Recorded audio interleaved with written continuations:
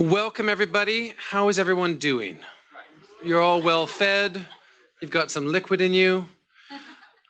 It is so delightful to see you all in this room. What a nice full house we've got. Before we get started, I'd love for you to just take your phone out and take a photo of me and then put it on silent.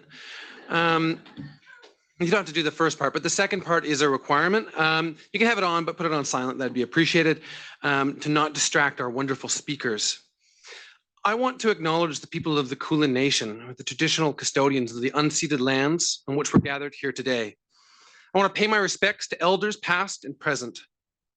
As a Canadian, I'm thinking about the First Nations people in my home, thinking about the lands, the water, about the air, about the experience of those who are going through unprecedented destruction as wildfires rage through the country. My name is Dr. Wade Kelly. I am the Director of Research Excellence and Impact here at Monash within the Deputy Vice Chancellor Research portfolio. And I am really delighted to be here because I am a huge fan of 3-Minute Thesis. My job is all about impact, and the impact journey starts with engagement. And 3-Minute Thesis is an excellent mechanism for honing some of those critical engagement skills. And tonight you're going to see some of the best that Monash has to offer. So if you've been before, you've seen this event evolve from an in-person event to a virtual-only event. And now we have the best of both worlds. So for those who couldn't join us in the room, we welcome those who are joining us from the world of Zoom. I think it's that camera. Hi, Zoom. There's 4,000 people here. You are missing out. It's so many people. It's also exciting that our finalists from 2 of our international campuses have been able to travel to Australia to join us here.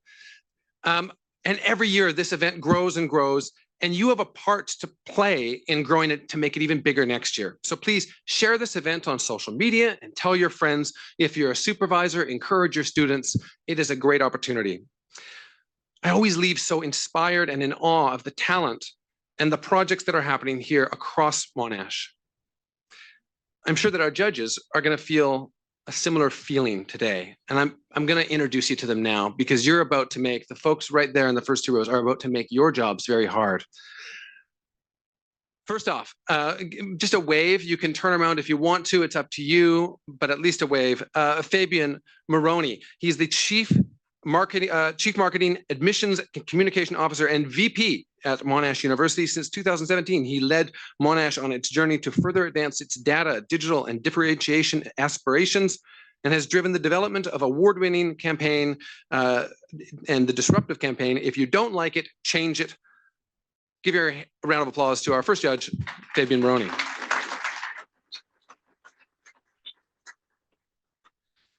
Now, your program indicates that Professor Rebecca Brown is on the judging panel, but due to a scheduling conflict, she was unable to join us. But luckily, we have a pinch hitter in Professor Mike Ryan. Professor Ryan, give us a wave. He is responsible for leading and supporting Monash's current and future research agenda, fostering excellence and collaboration, and promoting Monash's research capabilities, global reputation, and profile. Round of applause for Professor Ryan. Next up, we have Professor Craig Jeffrey. Professor Jeffrey is an internationally recognized researcher, educator, and leader with nearly 30 years experience in the higher education sector across 4 continents.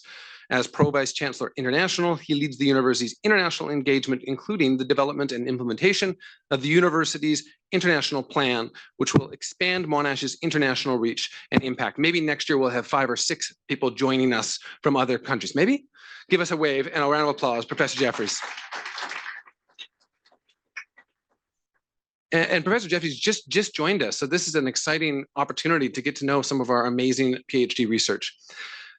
Finally, rounding out our judges, our ranking judges, is Anita Zanchetta. Anita is the Executive Director, Enterprise in the Office of the Deputy Vice Chancellor and Senior Vice President at Monash University. She has responsibility for the Enterprise Business Development, Strategic Delivery, and Systems team. Under her leadership, they use an insight-driven, client-centric approach to business development and partnership delivery, providing a continuum of client service excellence from deal or origination through to project implementation and ongoing account management. Anita. Now we've got a special tiebreaker judge and the chair of our judging panel, and that is Professor Jane Marie Ma. Professor Ma is a nationally recognized interdisciplinary research leader in gender, motherhood, and families, and has forged an international research reputation focused on women's social and gendered experiences. As academic director of research training, she's deeply committed to excellence and efficacy in graduate supervision and research training. That's your panel, folks. Quick round of applause. Great. That's all the applause they get tonight. The rest of your applause needs to be saved up for our amazing graduate researchers. Okay? So I'm going to tell you a bit about the competition for those of you who have never been. Every year, universities around the world hold a 3-minute thesis competition to celebrate the exciting research that's being conducted by PhD researchers. At 80,000 words, it would take 9 hours to present. And 9 hours thesis, it just didn't work as an event. It was a huge failure. So they reduced, and they got to the point where it was 3 minutes. So the competition begins with local rounds. They've got one winner from each faculty, as well as a winner from Monash University in Malaysia, and from IITB, which is our Indian Institute of Technology, Bombay, Monash, a partner of Monash's. Then they're all progressing to tonight's final. There's also a wildcard competition, which gave participants one last chance to reach the final.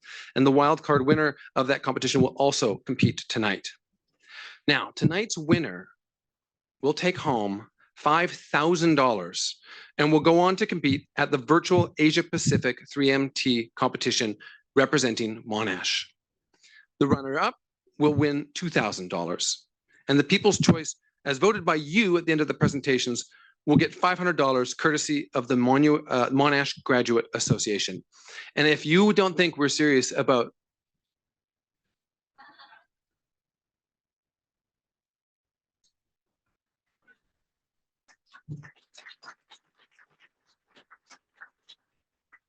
like when it's this big, it's real.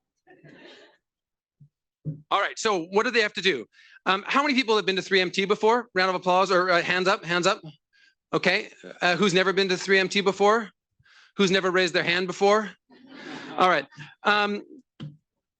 Well, this is, there's a lot of people who haven't been before, so a quick overview of the rules. They get one single PowerPoint slide. There's no transition, there's no fancy animations, static PowerPoint slide. There are not allowed any electronic media. There's no sound or videos. There's no props, no costumes, no kazoos. Presentations are limited to exactly 3 minutes. And if they go over that, they are disqualified. So it's quite serious. They've practiced this very specifically. They're to be spoken word. They're to commence from this stage right here. They can't wander into the audience, so don't worry about that if you're afraid of audience interaction. The second that they start, the timer will start. Now, you've done some good clapping tonight, but it wasn't amazing. So let's do another test. Give me the clap that you gave our judges. Good, good. Now let's try this again. When you see me do this, it means that we need more love for our presenters because it's a long night and we got to keep this energy up. So let's do the judges clap. Now for the presenters. Yeah, I think we've got it. I think we are ready to go. Are you ready for our first speaker?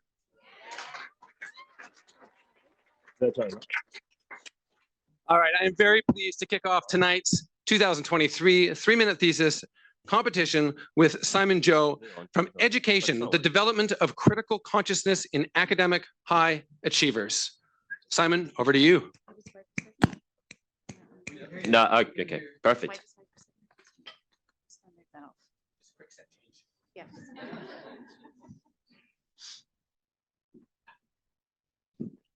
Oh, right. Sweet.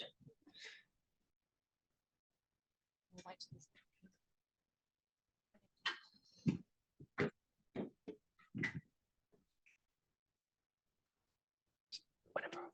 Just go. It's all right. Just go whenever. Just go. Oh, okay, cool. Thanks.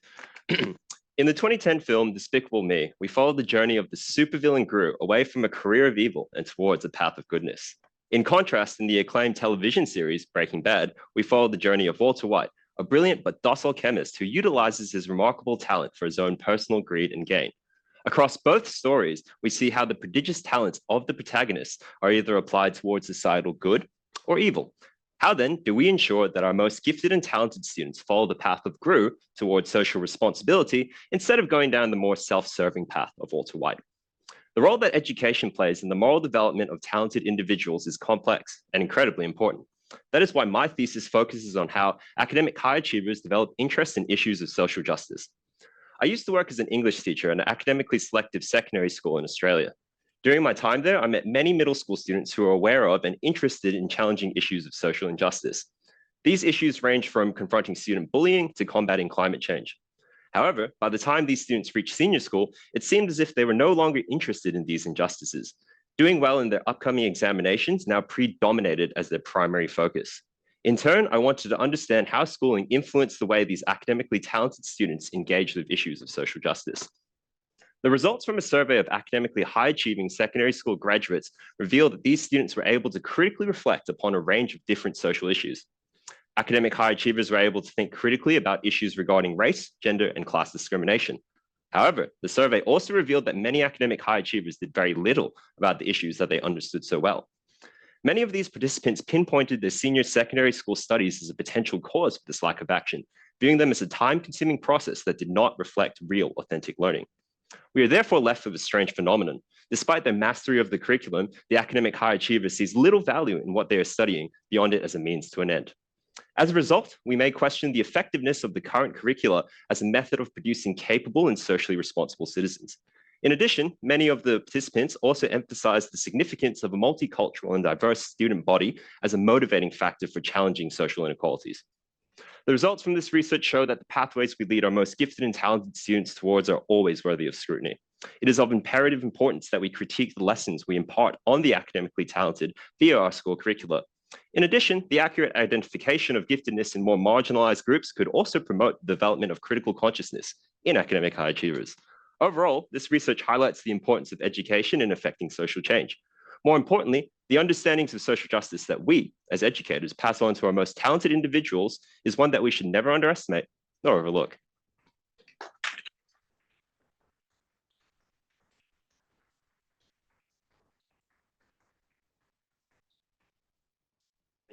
Next up, we've got from Information Technology, Madhuka de Silva.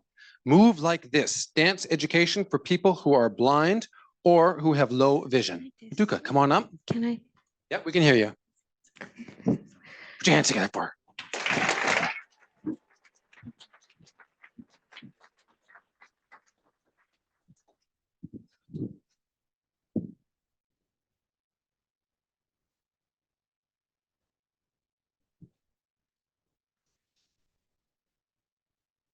I wonder, who likes to dance?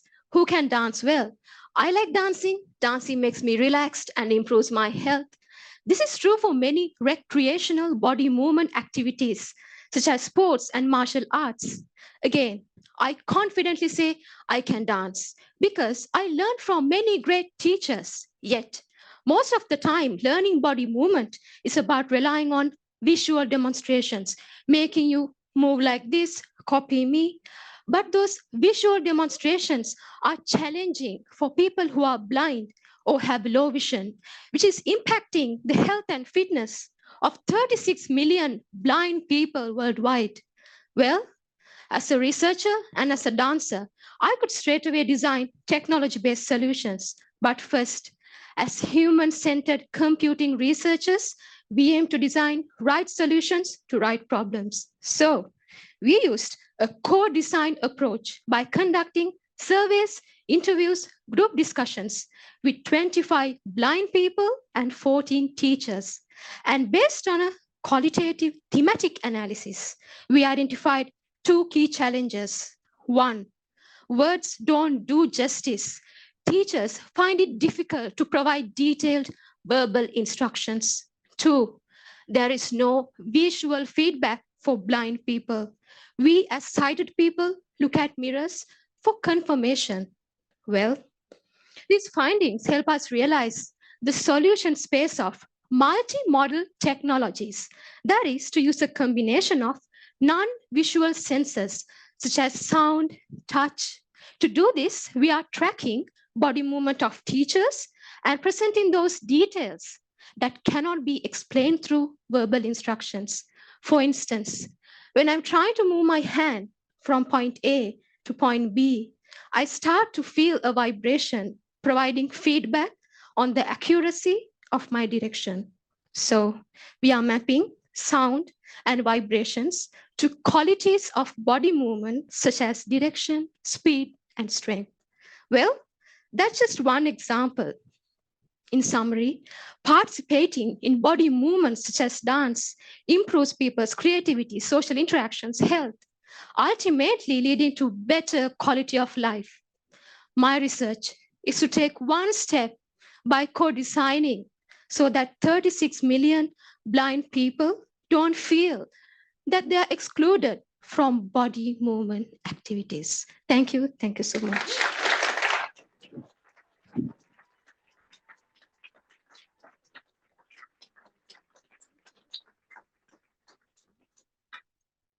We're going to give the judges a bit of time to score. I don't know where you all grew up, but where I grew up, the room that we were in previously looks like every banquet hall of every wedding I went to in the 90s. So I'm thinking about the dancing that I did and the two-stepping that was basically required as a Canadian to know. We'll give the judges a few more seconds. While we're doing that, you're about to hear from Eliza Nicoll in the Faculty of Arts, talking about Hell on Earth, translating trauma in Hiroshima memoirs.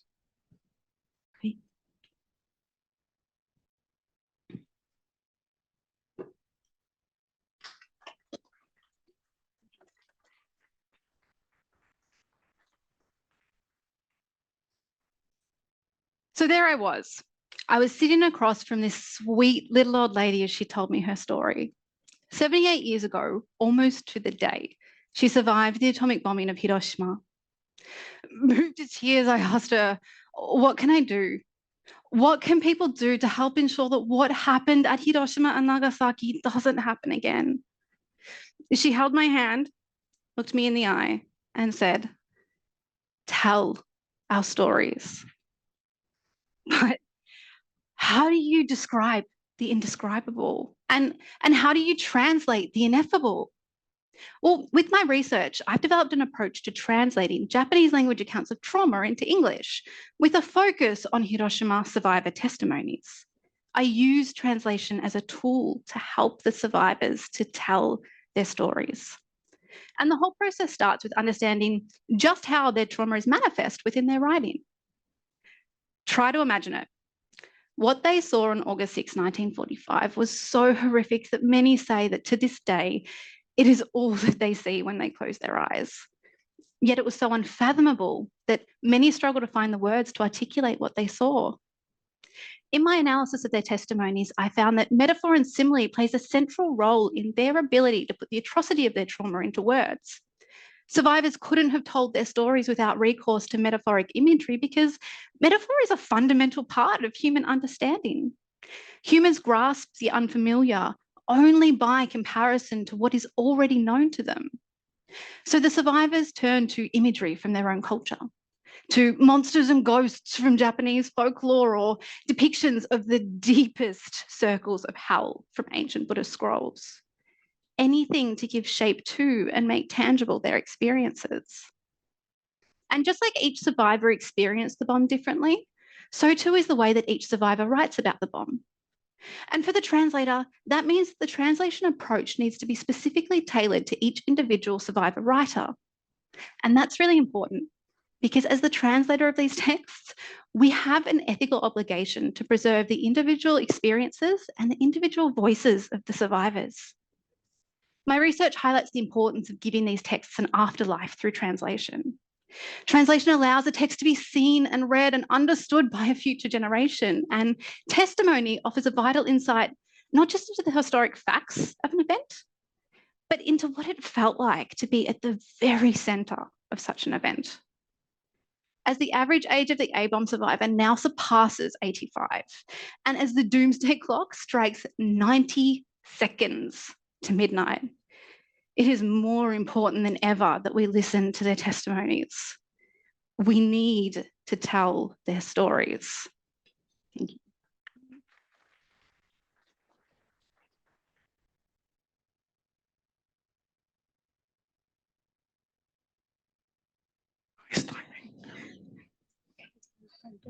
One thing I love about 3-Minute Thesis is the variety of things that you get to hear in one single night.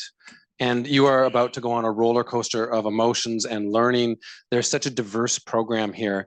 And so that was so heartfelt, and I think you could feel the love in the room. I'm going to Japan later this year, and I would love to read your work before I go, because I think it'll help shape my impression of what Hiroshima is like. Okay? All right, our judges are ready for our next speaker. Put your hands together for Odi Hartono, talking about designing better drugs and supercomputers. Yeah.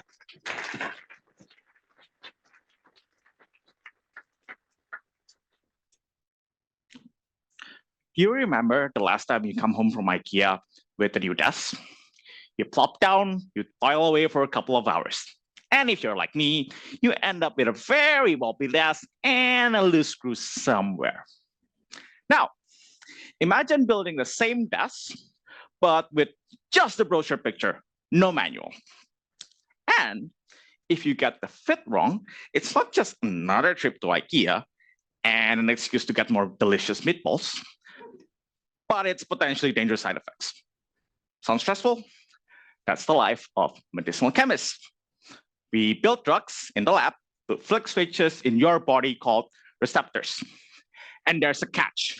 Receptors can be very similar to each other, yet do very different things. One will protect your heart when activated. A very similar one can weaken it over time. Now, we can't ask the biologist really nicely for a picture of the drug bound to the receptor. But even if they gave us one, that's it, just a brochure picture, without knowing binding or unbinding, so we can design for selectivity.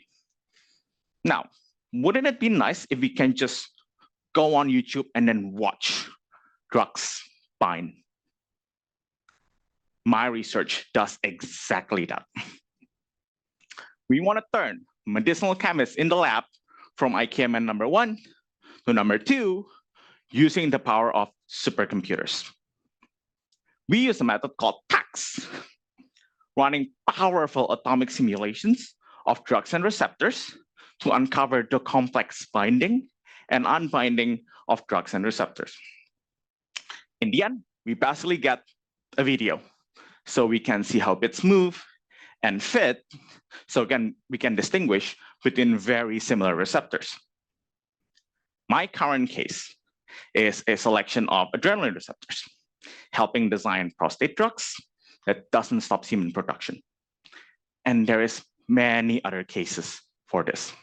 Imagine painkillers that is not addictive, or nasal decongestants that doesn't affect your heart.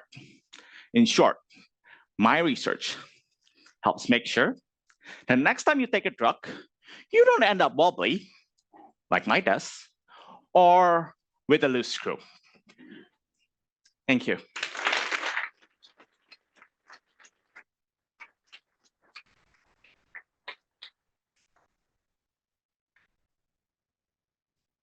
There's an absolute skill in finding the right metaphor, and now we all want meatballs. I enjoyed the catering, but an idea for next year, some IKEA sponsorship, maybe?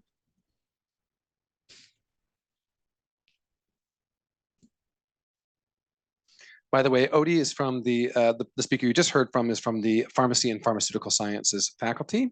Yes. And our next speaker is from Art, Design, and Architecture. It's Fernando Pavez Super, and he's going to be talking about building for hope. Come on up.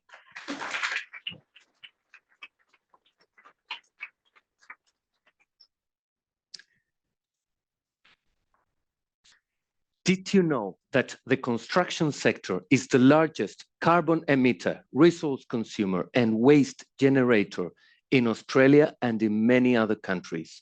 So if we plan to address the climatic and biodiversity emergencies, we must seriously disrupt the way buildings are built, procured, and disposed of. I'm a sustainability specialist architect.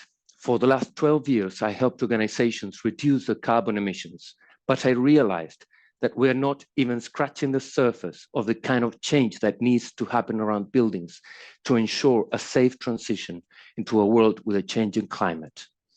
In my work, I realized that even though architects tend to believe we have control over the relevant decisions around buildings, there is so much we don't know or influence. For example, where are materials coming from? How much was emitted to produce those materials and bring them to site? And what are the work conditions of the people producing those materials? I'm also a father of 2 children, and that's why I urge myself to make a difference so they can have a livable future to hope for. To build a future of hope, we need to care about material extraction, transportation, and all construction activities. My research proposes a system-level change for building with care for materials and their impacts, making buildings last longer so they don't end up in landfill, as usual. This concept is called circular building. Some builders are willing to build in a sustainable and circular way, but the procedures are yet unclear. And most of all, they need a whole ecosystem of material manufacturers, prefabricators, designers, and a coordination system so they can all work as one team. We need the construction sector to cooperate. To achieve that, I'm studying the flows of materials, resources, information, and decision-making in traditional and in circular building projects to model the expected outcomes of transforming current practice into a localized circular building ecosystem. This model will help building professionals implement circular building in a strategic level decision-making. I plan to implement this model with industry partners near the end of my PhD. So hopefully we'll be able to build the 1.5 million new homes Victoria needs before 2051 without worsening climate change. Thank you.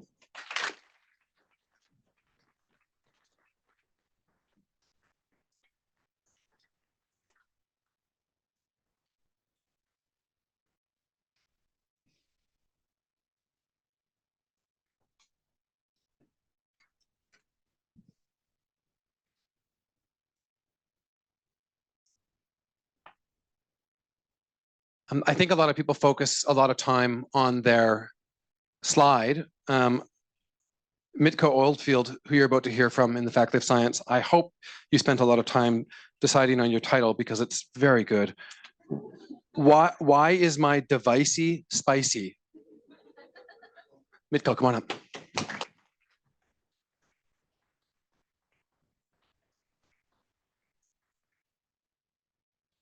Ah, that's you. Use your phone when it's a little too hot.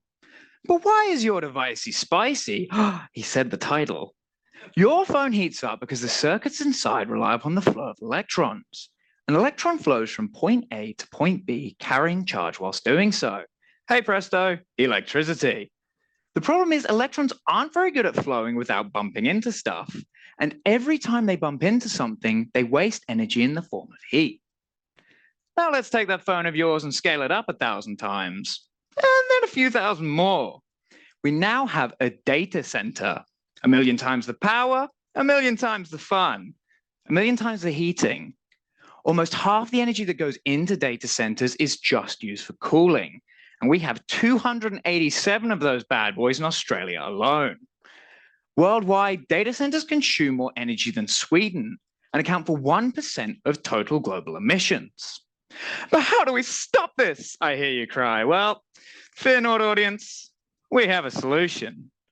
We can create circuits that don't heat up when used by forming something called a superfluid, which allows current to flow without wasting energy. Normally, superfluids need incredibly cold temperatures to form. As it's not particularly useful to store our phones and laptops at minus 270 degrees, we need to think of an alternative. This is where polaritons come in. Polaritons are funky little particles that are made of both light and matter. Because they're half light, they weigh essentially nothing. And because they're half matter, they're able to interact with each other. These two properties combined allow polaritons to form a superfluid at room temperature. So we just throw some light at some matter and hey ho, problem solved, right? No. Light and matter don't like being smushed together. And we need highly complex systems to make sure that when they are smushed, they stay stuck long enough for us to actually do something useful with them. This has been done before, but in systems that are expensive, slow to make, and kind of a one and done. My PhD focuses on forming polaritons in systems that are cheap, easy to make, and scalable. So I got my chemicals and I got in the lab and I mixed my sugar, my spice, and everything nice and perfected the recipe for the ideal material. I then shoved that ideal material between two glorified mirrors, fired a laser at it, and hoped for the best. And we saw polaritons, and we saw them form a superfluid, and we did it all at room temperature. So where do we go from here? Well, I'm just hoping to go with the flow, as long as that flow's superfluid. By developing this on the global scale, we can tackle the impending climate crisis head on.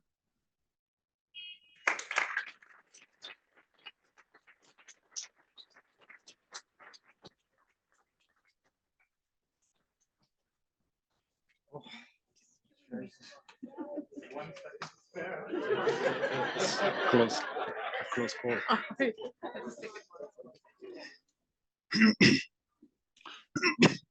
All right. Polaritons are also, they're doing treadmills now as well, I've understood. From business and economics, we've got Marco Lecci in We Are What We Eat. Marco.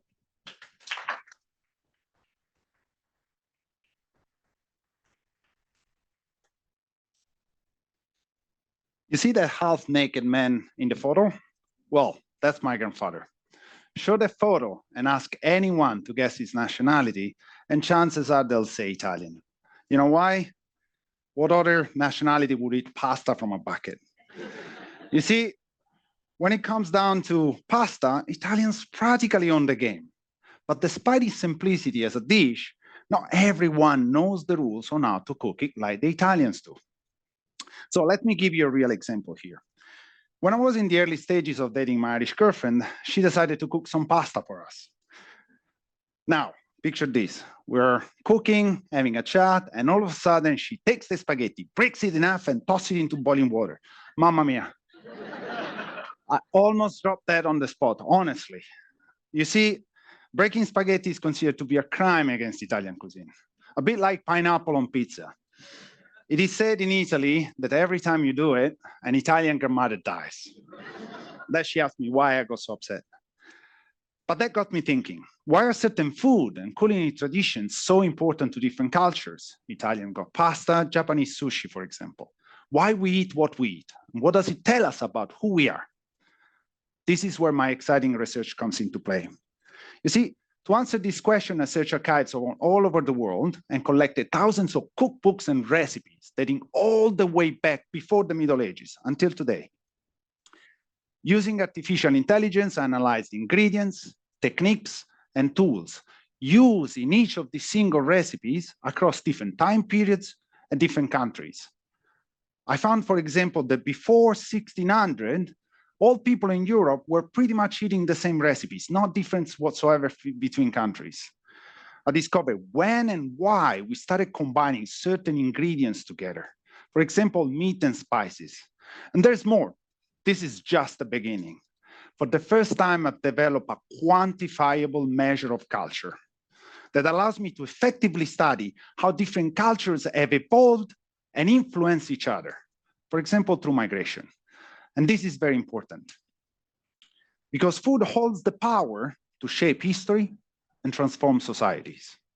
What we eat plays a significant role in our economy, in our personal life.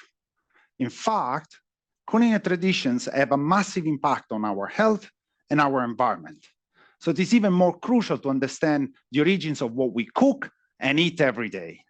And who knows, hopefully my research will help save countless of Italian grandmothers like my nonna here in the photo from the tragic fate of broken spaghetti.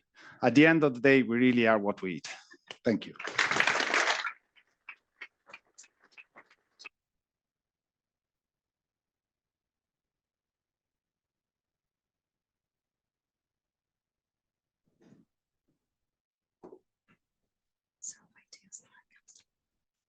I hope you all had enough food before. I don't know how many more are food related, but we've got IKEA and meatballs and spaghetti.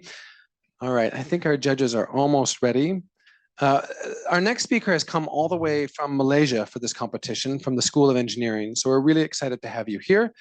This is Janak Kaur, and Janak's going to be talking about giving carbon dioxide new life with nanostructures and the power of light. Come on up.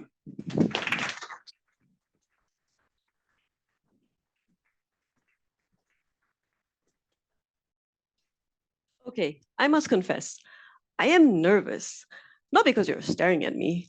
I am nervous because we are in an era of global boiling, a term recently coined by the United Nations. Global warming doesn't cut it anymore, as it simply suggests temperatures that induce discomfort, not kill. Last year, extreme heat led to 60,000 deaths in Europe alone. Now the question remains, can we reverse these terrifying effects of climate change? I don't know, but I'll be damned if I don't try. We all know carbon dioxide emissions are the main culprit for climate change. What if we could transform these emissions into something useful? My research does exactly that by using semiconductors to convert carbon dioxide into useful fuels.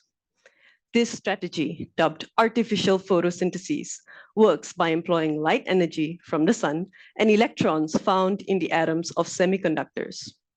Light is in fact bundles of energy known as photons, which can excite electrons free of their orbit. Similar to the way pins in a bowling alley may collapse upon the forceful impact of a bowling ball. The excited electrons can then break apart carbon dioxide, enabling it to be transformed into useful fuels. This photon-electron dynamic within semiconductors, however, need to be more efficient. To address this, we are engineering nanostructured semiconductors. You see, semiconductors are made up of crystal structures, just as how buildings are made up of bricks. The only difference, you must zoom in using a powerful electron microscope to observe the crystal structures, which are sometimes so small, you can only view them at the nanoscale. We call these nanostructures. In our lab, we design nanostructured semiconductor films by applying an electric charge onto a glass substrate. Through careful selection of synthesis parameters, I have invented novel nanostructures with enhanced photon utilization, bringing us closer to the feasible commercialization of carbon conversion technology. Speaking of which, if we were to introduce this technology into the energy sector alone, we could see up to a 70% reduction in our carbon dioxide emissions worldwide. Low emissions, fewer climate disasters. Our ultimate goal? To stop climate change in its tracks and create a cooler, better future for all. Thank you.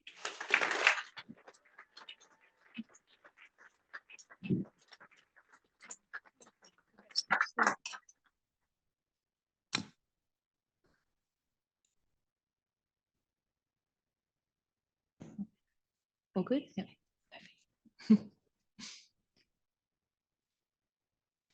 While our judges are scoring, there's a lot of moving parts going up. So I just want to recognize the wonderful people, Michelle, the whole team over here, and Jessica.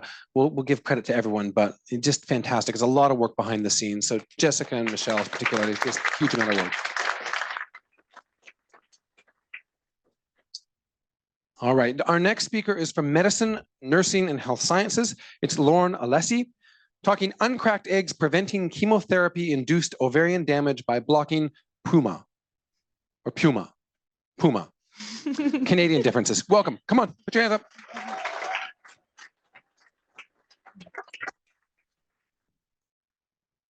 Think of the ovary like a basket of eggs. Females are born with their baskets full of eggs. Throughout life, the number of eggs in the basket steadily declines until no more eggs are left and menopause occurs. Although as we age, the eggs in the basket can become cracked, meaning that their quality is reduced. Importantly, both the number and the quality of eggs present defines a female's lifetime fertility, as no more eggs can be added to the basket after birth. However, there are many factors that can affect fertility. Exposure to cancer treatments like chemotherapy is one major factor. We've known for decades that chemotherapy treatment can dramatically reduce the number of eggs in the ovary, and many of the ones that are left are cracked. This leaves up to 80% of young girls and women with curable cancer at risk of infertility after their chemotherapy treatment. And critically, current fertility preservation options like egg and embryo freezing are limited and not even accessible to all patients. They focus on simply taking a few good eggs out of the basket and don't protect the ones that are left. Now, as a young woman who wishes to have children myself, I can understand why the majority of patients who experience infertility post-treatment report this as being almost as devastating as their cancer diagnosis. And that's why in my PhD, I'm developing a new fertility preservation strategy focused on protecting the eggs in the basket. Chemotherapy works by inducing damage to the DNA of cancer cells, causing them to die and the tumour to shrink. But unfortunately, this can also crack our eggs. We've previously shown that a specific protein called puma senses when an egg becomes damaged and signals that egg to die. And remarkably, when we genetically engineered mice without puma and treated them with high doses of chemotherapy, all the eggs remained in the basket and none of them were cracked. Now, recently, a drug has become available that can block puma from functioning, called Puma I. And in my project, I'm testing whether we can use Puma I to protect the eggs in the ovary when we deliver chemotherapy. Excitingly, we found that we can indeed rescue eggs from chemotherapy-induced damage using Puma I in mouse models and in human ovarian tissue. When we block Puma, it acts like a Band-Aid on the cracks inflicted by the chemotherapy. The eggs actually have a chance to repair the damage, meaning that more of them can remain in the basket and their quality is restored. Chemotherapy is a life-saving treatment. We can't stop the chemotherapy from cracking our eggs because we need it to kill the cancer cells. But by blocking Puma, we can help to uncrack the eggs and keep them in the basket where they belong. And we hope that this will revolutionise fertility preservation for young girls and women who survive their cancer. Thank you.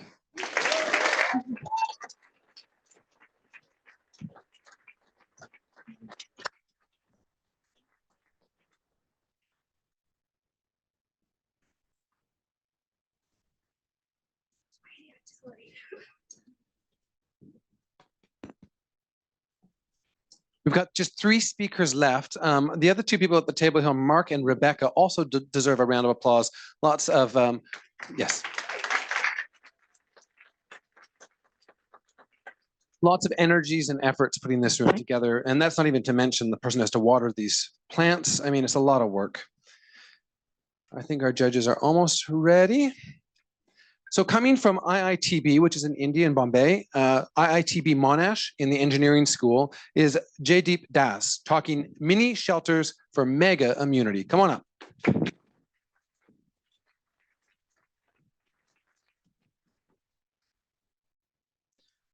Countries worldwide constantly upgrade their defense systems to keep up with the incoming threats.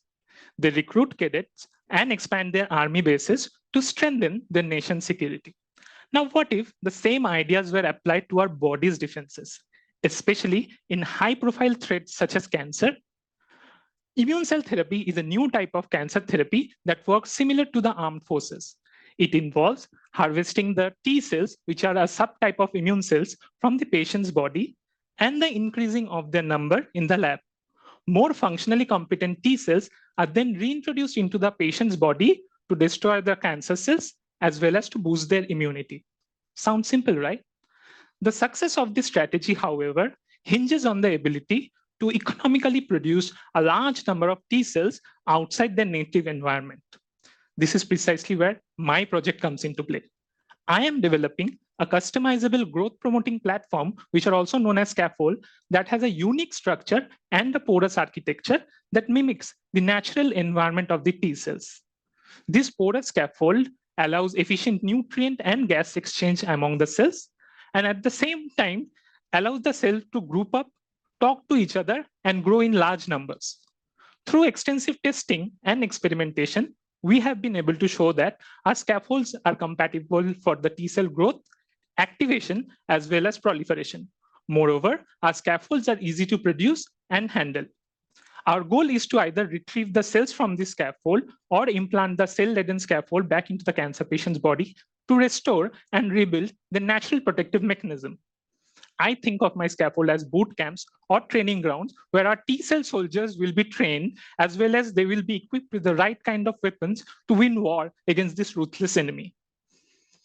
With the success of this strategy, we can potentially overcome a disease that claims millions of lives each year. I have lost my loved ones due to cancer, and that is why I'm even more invested in finding a solution to this ruthless enemy. With the ongoing efforts of researchers like myself, we are progressing towards a future where cancer is no longer a death sentence.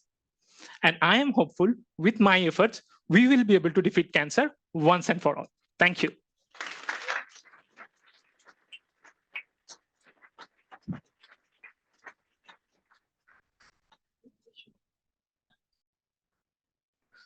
Can everyone hear me okay? Yay.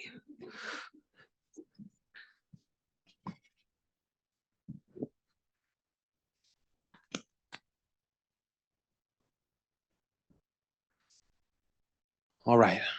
We've got two more speakers. The night is flying by. Next up from, this is our wildcard entry, and this is from Faculty of Science. Lauren Kirn is going to be talking a pint-sized powerhouse in our fight against cancer. Come on up.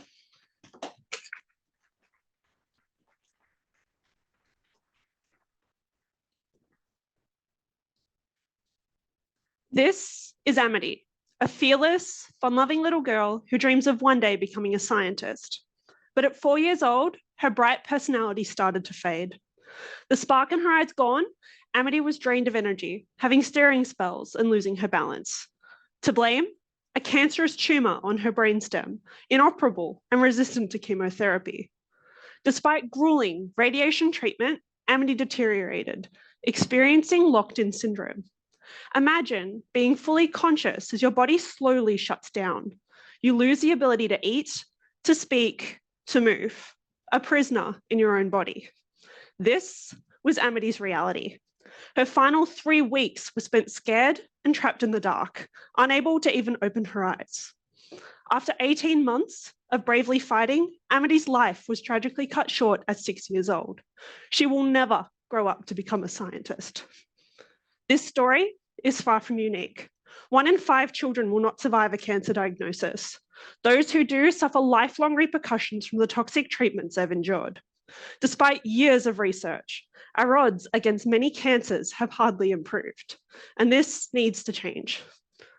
More than half of all cancers involve mutations affecting a protein called P53. P53 is a master regulator of thousands of genes, ensuring they're produced in the right time, place, and amount to maintain our health. But P53's roles are tightly interwoven, creating a tangled web that's difficult to decipher. I'm using fruit flies to dissect this web and give a new perspective on how P53 works and what controls it. Yes, flies. And I'm sure some of you are wondering how this tiny pest can help us understand something as complex as cancer. Well, fruit flies are a pint-sized powerhouse that punch far beyond their weight. The fruit fly toolbox is incredibly effective at detangling complex biochemical pathways. These tools allow me to manipulate multiple genes in specific tissues to examine their effects on P53 both individually and cooperatively. So far, I've identified several proteins that regulate P53's activities, and I'm working toward understanding how they interact. I've also established a novel connection between P53 and a surprising dietary element, copper. Using flies as a lens to examine what happens in humans, we can better understand how cancer works. The better we know our enemy, the more effectively we can fight against it. Half of this room will be affected by cancer in our lifetimes. These tiny, trusty flies might be the heavy hitter we need so that one day you, me, our friends, our families, our children won't need to be brave like Amity.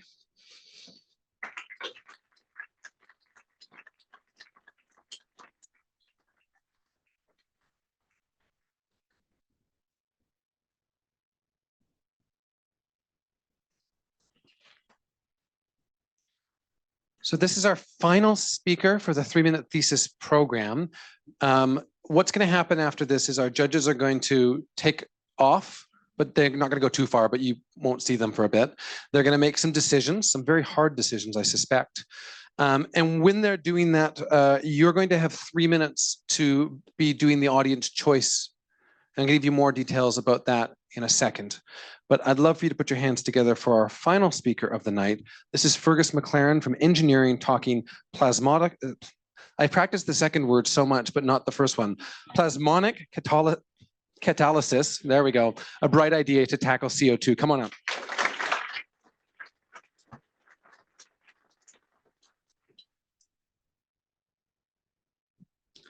Do you know what our species produces more than anything else? It's carbon dioxide, and it is an existential threat to us all. But what if we can take that carbon dioxide, tear it apart, and use the atoms themselves to build other chemicals like methanol or formaldehyde? Imagine, even, if we could do all of that with just tiny metal triangles and the light from our sun. Well, let me introduce you to my research and the magic that is plasmonic catalysis. Atoms of metal generally have loose outer electrons, which under certain circumstances can enable some pretty awesome interactions with light. If we take a nanoparticle of silver and expose it to just the right wavelength of light, all of those loose electrons become excited in unison. They form a sort of cloud and move back and forth, swinging like a pendulum, creating powerful electric fields. This movement is a plasmon.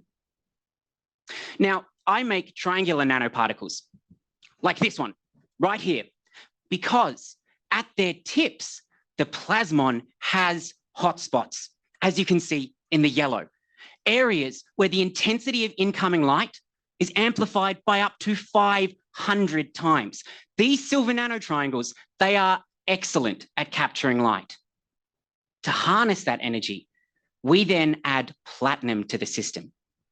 You see, platinum is a widely used catalytic material, but by itself doesn't normally interact with light. So putting it onto our silver, we can supercharge it, pumping it full of energy from the plasmon, greatly enhancing its capacity to tear apart the carbon dioxide molecule. This works. We've got the results to show it. Unfortunately, silver and platinum are kind of like siblings. There is a fine line between working in harmony and the two metals wanting to tear each other apart. Small changes in how we add platinum to our system can result in big changes to our final nanostructure. They can disrupt the delicate relationship. How do we control the synthesis of our silver-platinum particles? How effective are different final structures at converting carbon dioxide? When I answer these questions, I will be helping to transform an existential threat, carbon dioxide, into a resource available for generations to come.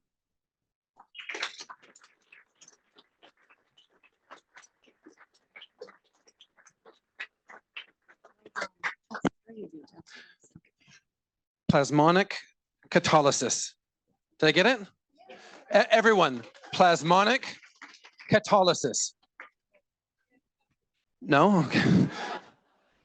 Thought you could take that home with you. What's going to happen next is our judges are going to segue out of here, and then we're going to move to the people's round, where this is where you get to be involved and you get to vote with your mobile device. So, Jane Marie, would you escort our illustrious judges out of the room? On your screen, you will see a QR code. Take your phone out and capture that QR code. It's going to take you to a page that will allow you to text a number for your favorite presenter. You get one vote, so use it well, and voting will remain open for only 3 minutes. Those of you online can vote as well. The timer has started on 3 minutes. Yeah.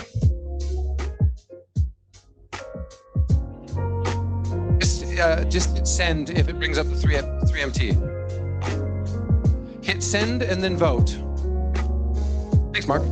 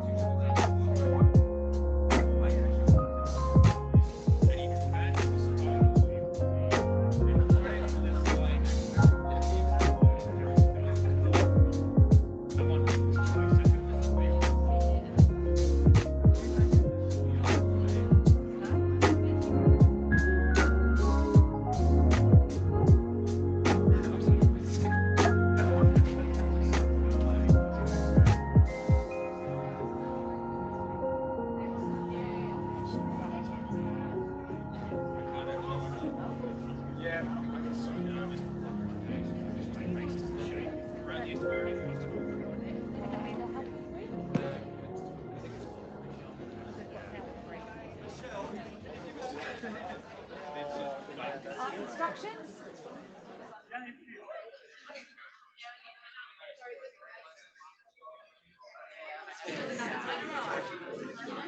There might be people having difficulties. They're voting. Oh, okay. Someone's some issues. There's only 13 seconds. Just put that phone number Yeah. Yep. and then just type the number. So you just put 1, 2, 3, 4, 5, 6, 7, 8. So just the number next to it. Yeah, just the number. Yeah, but I went on Zoom, about 130. That's it. Voting score. So if they're texting to the number, they just put the number. Yeah, inside, we've right? done. We've Not done the now. name. But I think the vote. Correct. Yeah. Yeah. So you That's can. really cool.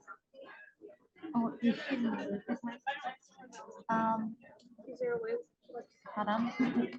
Just wait. So Didn't pick that one. So okay. Oh, that's just why is it? Why is that bar further? Is it like 16 I don't know. points? That is definite, right? Okay, hold on. No, you just go up to $500. Well, it's not us, but I will just confirm that one and the. Just spin it around and see if I can get what numbers. We might just also look around, yeah, in terms of if there's a second place, same one. So let's just confirm the numbers.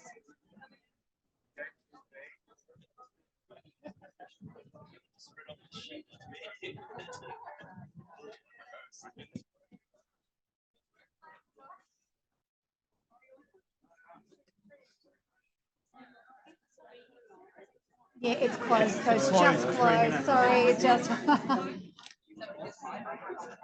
196.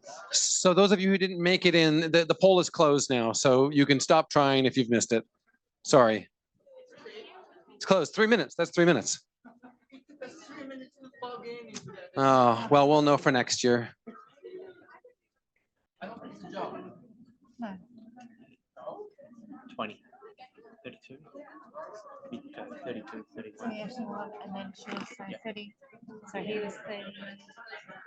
There are 196 votes. Yeah, we actually got most people got in. 196 votes.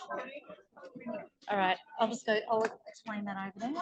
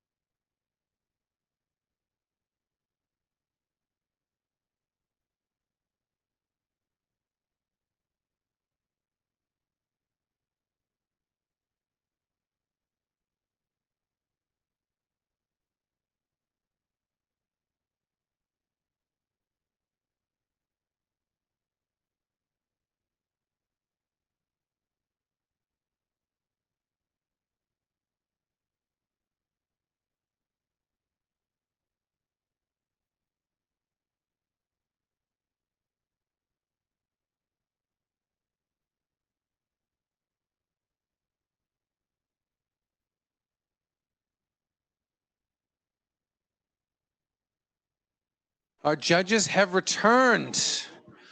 Oh, and Mike is sweating. That sounds like it was a tough round. Oh, you guys, he's indicating that there was fisticuffs back there. Jane Marie had to get in between you. Oh my goodness. Now, I know you all want to know the winners, but it's not time yet.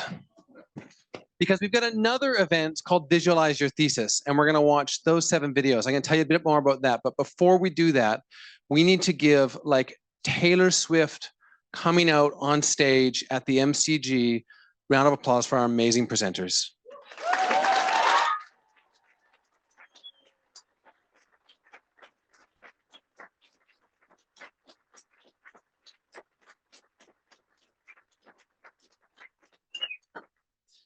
There's a quote that's often attributed to Mark Twain. He didn't write it, but it's attributed to him. And it's, "I didn't have time to write a short letter, so I wrote you a long one instead." And that, I think, encapsulates the difficulty of getting to 3 minutes. It is not an easy task.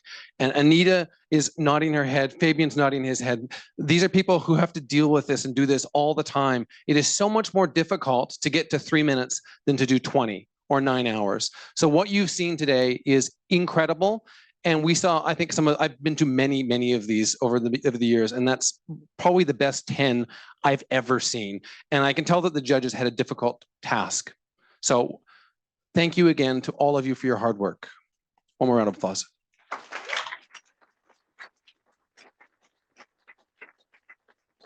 All right, now we're going to shift the spotlight just for a bit to Visualize Your Thesis, and we're going to give the Visualize Your Thesis contestants the same love and adoration. Visualize Your Thesis, if you're not familiar with it, is a competition that asks the participants to not do 3 minutes, but 60 seconds to make an audio-visual representation of their thesis. And the idea is that anyone, any generalist audience could watch it. So they've developed their skills with digital media and their research communication skills. And those things are becoming increasingly critical, not just in higher ed, but in industry and wherever your PhD takes you. So there's 7 entries this year. So that's 7 minutes of your time. And the winners are going to progress to the virtual Visualize Your Thesis international competition, which will be in October. Now, these have been prejudged. Our judges have already seen them, so we don't have to wait for them to deliberate this time, but we're going to get to see all the videos together as a group. So now we're going to roll it over to the videos. Is there anything I missed there? I think we're good to go. The first video is from Yvette Raymond, non-invasive prenatal testing and confined placental mosaicism from the Medicine, Nursing and Health Sciences. And Yvette's here. Just give us a quick wave. Amy is currently 12 weeks pregnant and has decided to undergo screening for any genetic conditions which may be affecting her baby. Amy chooses a screening test called non-invasive prenatal testing, or NIPT, as her doctor tells her that this is the most accurate screening test available. This is why Amy is shocked when she receives a positive result, but after undergoing more invasive investigations, learns her baby is actually genetically normal. Relieved, albeit still concerned, Amy asks her doctor, "How could this have happened?" NIPT utilizes genetic material released by cells of the placenta. Thereby, it is speculated that a large proportion of false positive results are attributable to genetic abnormalities restricted to the placenta.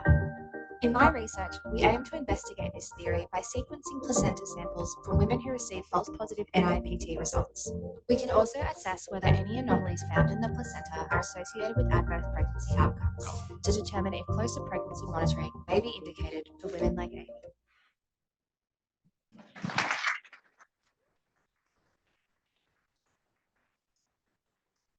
There's a slight echo, so sorry that we're going to try and work on that. But we're going to continue moving along to Faculty of Science, Alex Tritt, compressive quantum sensing, why pay with more atoms?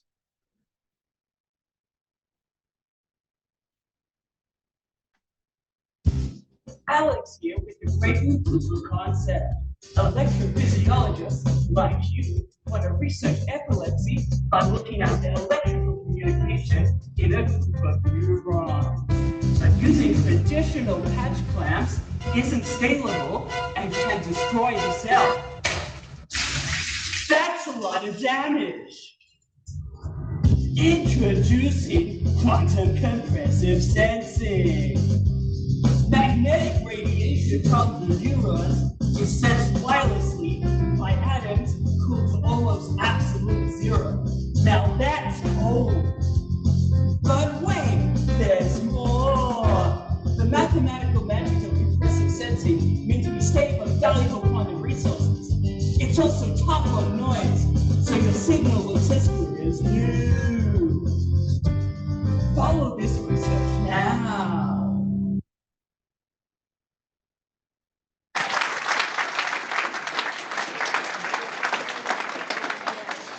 I got to watch them in advance, and I absolutely loved yours, Alex. That's just so funny. I watched it multiple times.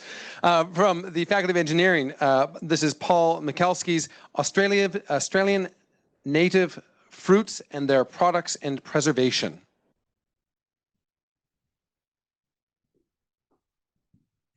Fruit and vegetables are something everybody needs plenty of in their diets, and Aussie farms are a major source of them, not only here, but also for exporting overseas.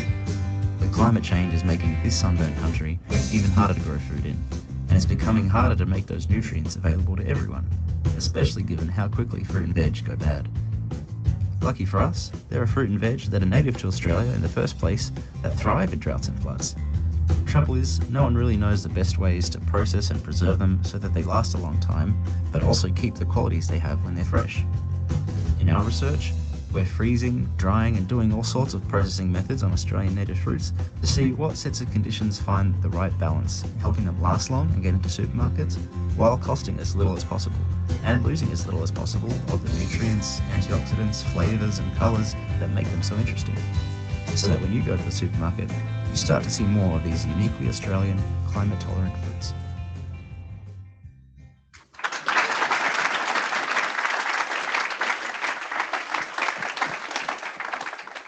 Next up, from Art, Design and Architecture, Mohamin Islam with platform-based process design for industrialized building.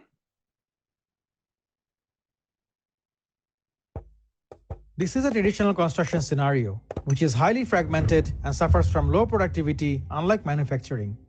But recent studies uncovered a game-changing solution, a product platform approach in industrialized building, in which a set of common components are industrially produced for efficient building delivery on-site. However, these end products became highly repetitive as most companies only emphasized standard product development. But from the design up to the project completion stages, there are a lot of work processes which can be developed and structured for reusing on varied future projects.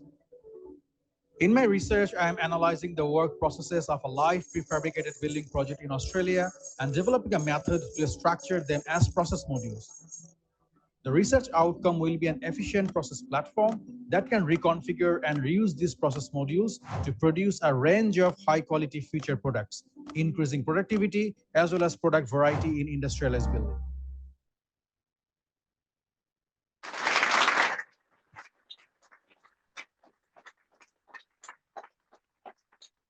One of our panelists could not be joining us today, will be joining us virtually from Malaysia.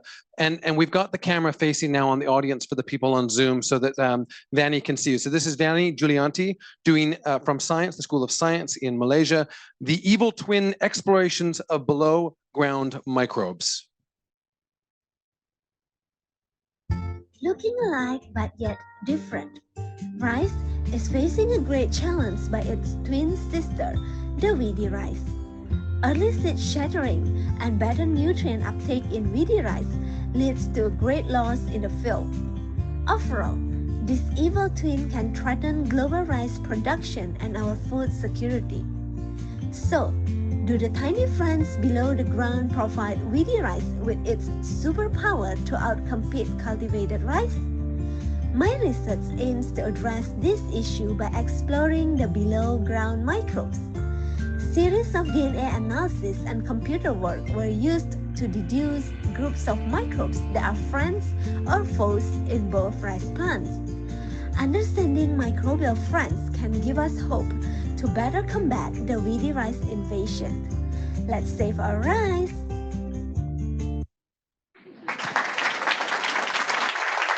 Let her hear you from Malaysia. From medicine, nursing, and health sciences, Monica Young on safe and effective opioids.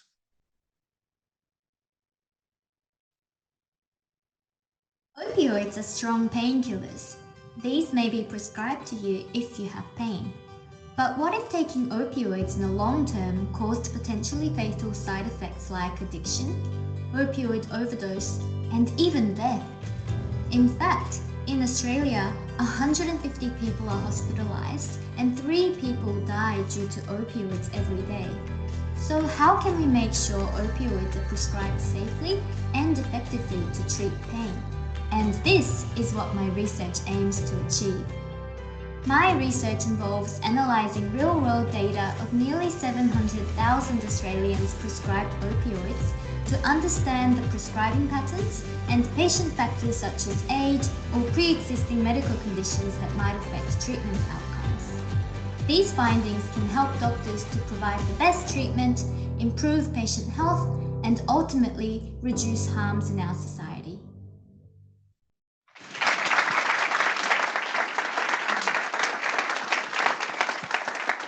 And the last contestant in our Visualise Your Thesis competition is from the Business and Economics faculty, Harriet Mason, with Wrangling Visual Monsters.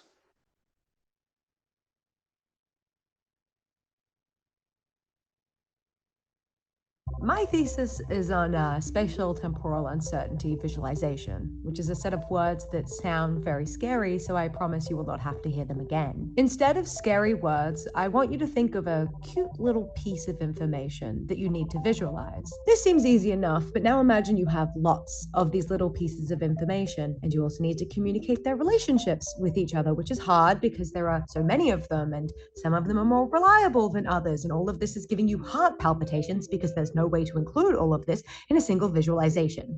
For your own sanity, you need a better way to visualize this complicated system. This is where my research comes in. Instead of trying to consider all the relevant variables in a dataset, my work focuses on the most effective way to boil down and extract the important information. These improved methods allow us to focus on visualizing specific ideas rather than combinations of variables, leaving visualizing a large amount of information scary only in theory.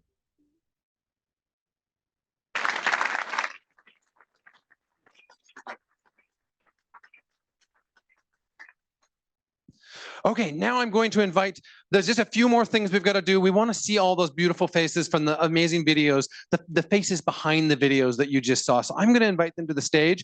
I'm going to invite Jane Marie Ma to give them a certificate, and then she's going to announce the award winner first, second, and third, I believe, for the Visualize Your Thesis contest, which our judges have previously judged. So let's come on up here.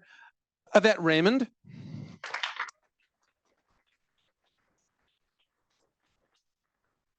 Smile right there. Perfect. Oh, the certificate. There it is. It's not just smiles. There's work to do. All right, the next person up is Alex Stritt from Science.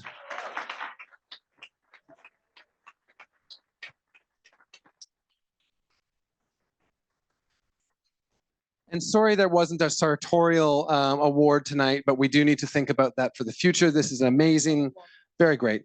Paul Mikulski is up next. Paul.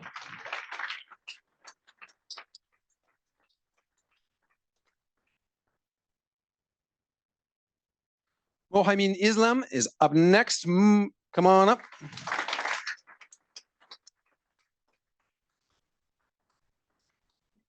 Now, Bonnie and Monica are unfortunately not here, so our last person to come on the stage for the Visualize Your Thesis competition is Harriet Mason.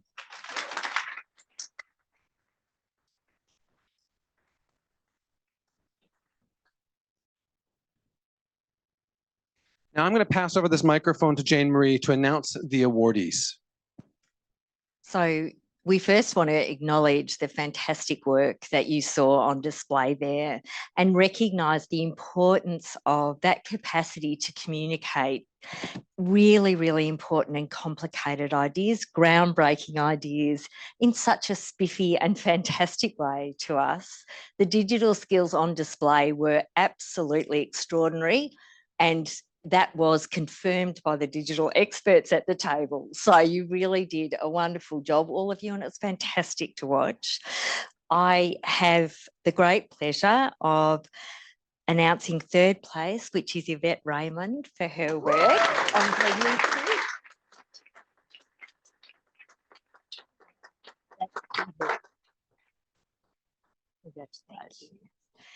Our second place getter is Monica Young, who is actually not here, so we have to applaud in absentia.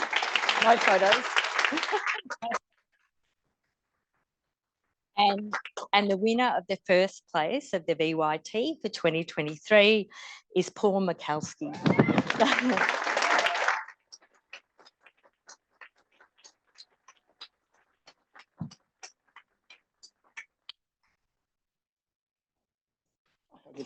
Thanks very much.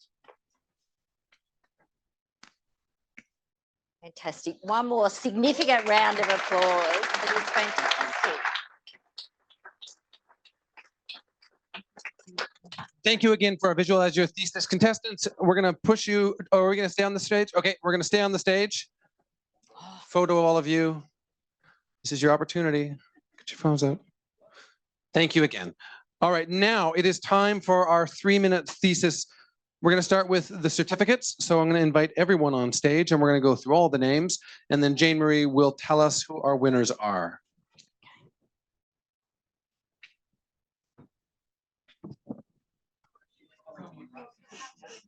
Starting with Simon Zhou.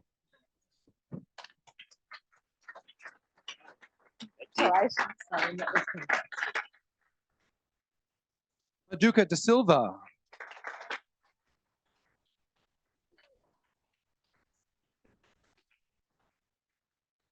Eliza Nicoll.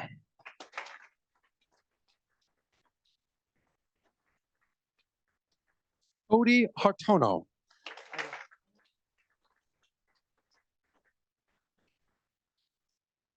Fernando Pavez Super.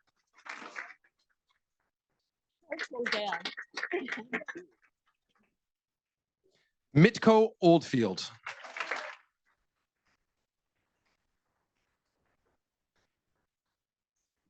Well, you got to get the photo. Yeah, I know. I forgot about that part. That's the wrong way. Should we try that again? We need a do-over. Good job. Marco Lecci. Come on up, Margot.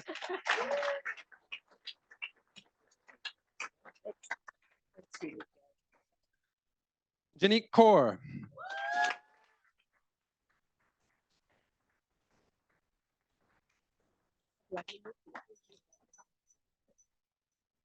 Lauren Alesi.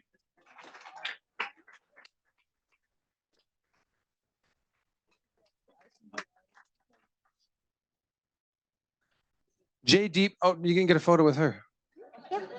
You got it? Okay. Just making sure. Jaydeep Daz.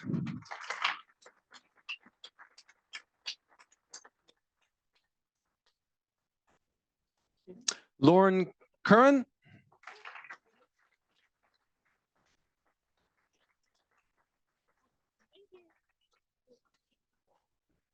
And finally, Fergus McLaren. Thank you to all of our presenters. Now, it's time for you to award some winners, I believe, Jane Marie. It is indeed. And I want you to first remember that these people have already been through a really rigorous process, and they've been brave and they've committed themselves to standing up in front of people and doing things that most of us would feel extremely anxious about. They've done that in front of their colleagues and peers. They've worked hard and they have come here today. One of the most extraordinary things about my job in graduate research and the job of all of the team is the opportunity to be a part of this extraordinary research and to hear what you're doing. And at the end of a busy day, which had highlights and lowlights to come, and to have this extraordinary event and to hear from all of you was absolutely extraordinary. So I did have to do quite a bit of work wrangling the judges out there, but there were algorithms, there was a lot of stuff going on. It was very, very complicated. And what that is testament to is the hair's breadth that operates between you all and our recognition of how fantastic the work that you did was. Because of that, we have also... Be in the microphone. Oh, sorry. Okay, I will. Sorry, people at home. I Okay, if you want to come up. We also have Sahampath Hetarachi from the president of the MGA, who is going to hand out the trophy to the People's Choice Award. And that's where we're heading first. And the winner of the People's Choice Award is Eliza Nicoll.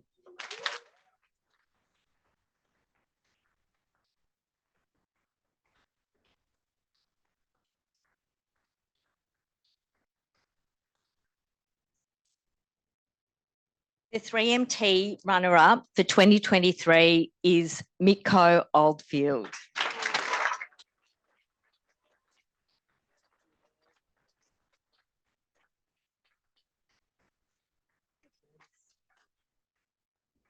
And the winner of the 2023 3MT Thesis is Lauren Alesi.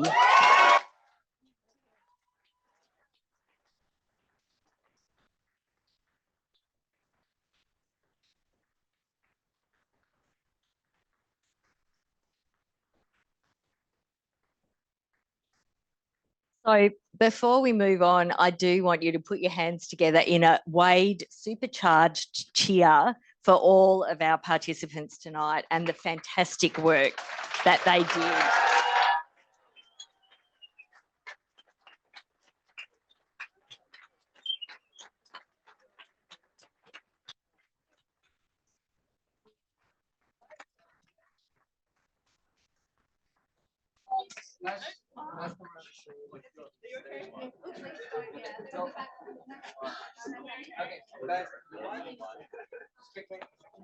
Well, we get our photos taken. Jane Marie's going to run through some thank yous before you head out, but we are almost done. We are almost done, but as Wade noted before, this competition, which showcases our spectacular graduate researchers, has a lot of infrastructure and back-end work that goes on. So the faculty, professional and academic staff and judges all in the local competitions who got us all here in this context. The library team, Megan Deacon, Susie Phillips and Eva Fish for the VYT compliance checks, and they were incredible and rigorous and really important. My esteemed colleagues on the 3MT and VYT judging panel, Fabian Moroney, Mike Ryan, Craig Jeffrey and Anita Zanchetta, they had a really good time. And so we do thank them with a full heart, but we also recognise you've given them a great gift this evening. The team within Monash Graduate Research Office who do an absolutely extraordinary job to bring this together for this event. And I'm going to take 1 minute to say that the 3MT has been built at Monash into the thing that it is with the loving care and support of Michelle Kedd, who has been at Monash for a very long time and is leaving us to go and share some of her joy and skill in another place. We're not going to mention where. Our hearts are a tiny bit broken, but tonight's event were in significant part tribute to how hard she works, everyone, to get it here. Congratulations to Michelle as well. But we can see that all of the Monash Graduate Research Office, colleagues from research, from global engagement, from all across have come here to make a really significant contribution tonight and to how important it is. We particularly like to thank Mark Roberto for trying to keep us on track and in the middle of the stage, and the Campus Community Division for making the space as lovely as it is. We have a last special thank you, and you will know what he expects in terms of a cheer because he's explained it to you several times. So we're going to invite Wade Kelly up and we're going to give him a gift to thank him, but we also want you to cheer for him.